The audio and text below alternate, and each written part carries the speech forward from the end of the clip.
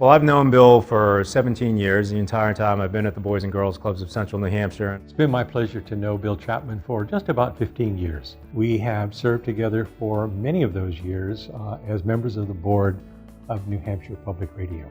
I've known Bill since I became the executive director of Kimball Jenkins 3 years ago. Some of Bill's best qualities really is the modesty. I think you'll probably hear that over and over again in the evening, but just a very quiet person behind the scenes, but he leads. He doesn't have to be out front. It would be very hard to think of Kimball Jenkins without thinking of Bill Chapman's leadership. It's interesting, the New Hampshire nonprofit community is a relatively small one, and we bump into one another from time to time in different places, and you're always comparing, well, who's on your board now and who's your chair and so on and so forth. And it's remarkable the number of times Bill Chapman's name comes up. He really helps us with the day-to-day operations, along with scholarships for summer and for our after-school program. He always turns it around and saying, yeah, I know this might be recognizing me, but I really want to recognize everybody else in the work of the firm that makes it possible for us to be able to support the community.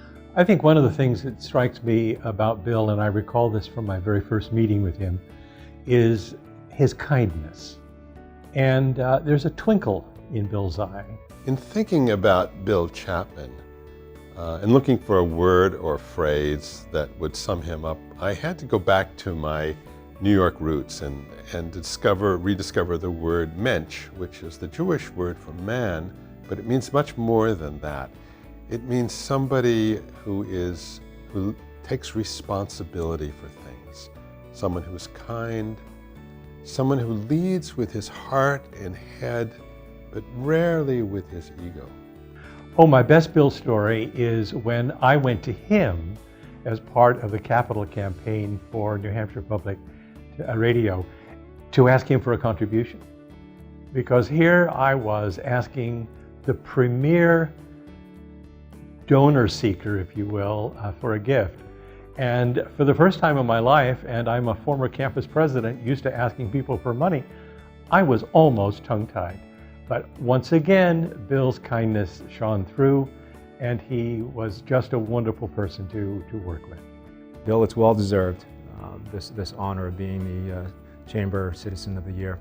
Bill, I know this is going to go right to your head. Well, Bill, I know you'll be very embarrassed by this honor.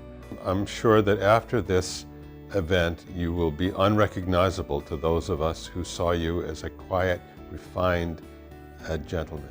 But the truth is that in recognizing a Citizen of the Year, a community is also saying something to itself. And that is, it is reminding itself of those qualities that we should all attempt to emulate as being good citizens of our community. So for that, Bill, we congratulate you, and in a way we remind ourselves of what our future obligations are. All the best.